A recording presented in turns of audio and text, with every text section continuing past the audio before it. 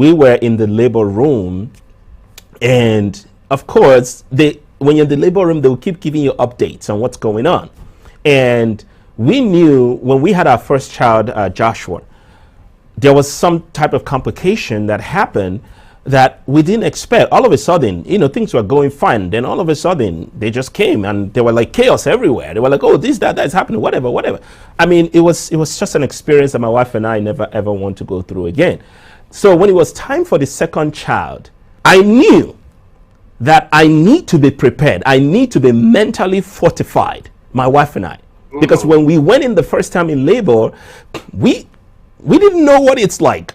We didn't know. We thought that whatever. We didn't know what we were going to meet. Only for us to get in there and saw that the labor room is a no joke. You have doctors, you have nurses, they are constantly switching. And again, if your labor lasts for hours, so you're having nurses that are switching around, change of spirit, change of atmosphere. It is just so like chaotic.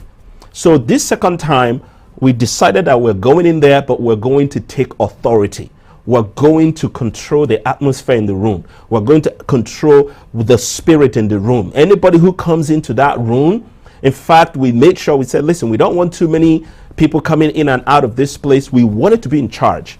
And so my wife had a dedicated, there's something they call it, I've forgotten, but you can have midwife. Like someone with you, not a midwife now, but like, she knows. I don't know what it's called. Yeah, they call it a labor, I think it's a labor partner. A labor partner or something like that.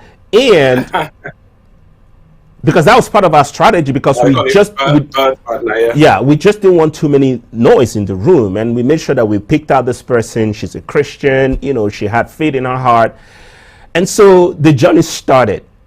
And somewhere along the line, they still would come with some things, because the devil has been trying to play games with my mind and our minds, trying to tell us, listen, what happened before is going to happen this time. Do you understand? He begins to lay out his argument. He begins to lay out his strategy, and trying to now remind us of what happened in the first labor, trying to let us know, try to tie things to this particular labor. And this particular labor, our second baby, we've already been told why the baby was still in the womb, that, there are actual things that we need to be concerned about.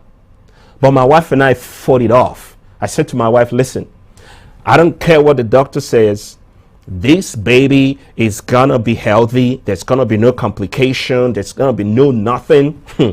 And then while we were in labor, they came back again and started doing all that stuff. And then the birth partner, because we had music playing in the room, we made sure that there were like worship song, prophetic words that we've pre-recorded that were just playing in the atmosphere, because we knew it was a war of the mind. We knew it was a battle of the mind. So we needed our mind to be surrounded with the word. And so the lady now said at some point, she was like, guys, we need to pray. Let's start praying. Let's start praying. And I looked at her and I said, nobody's praying anything here. This is not the time to pray. We have done. This is not the time to pray. We've done all the prayer. This is the time to cast down imaginations. This is the time to hold the fortress, to protect our minds. Because I knew if I had started praying, it would have been a prayer of fear. It would have been because they just said this now, and then I'm starting to pray. I knew that I needed to hold my mind.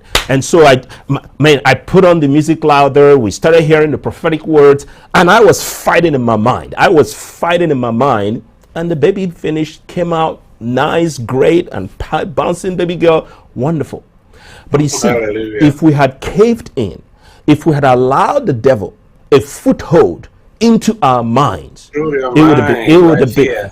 Now it's called self-fulfilling prophecy, because when you let him in, then he takes hold of your mind, and then because he cannot do anything in the world, in this physical, except what he's authorized by man, because the devil does not have authority to do anything in this earth. He doesn't have that authority.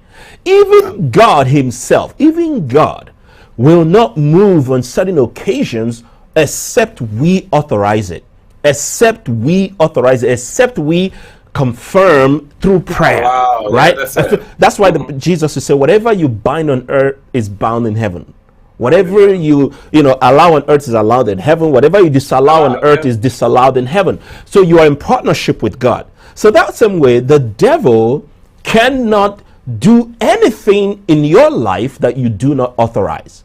And the way we authorize it is that we unknowingly authorize it because we allow him to come into our minds and build that stronghold and take root in our mind. Hey, Philip Wonder here. Thanks for checking out our video. Lots of great stuff here. So go on, click the subscribe button to get more inspiring and uplifting videos and content from Kingdom Channel every week. Thanks for watching.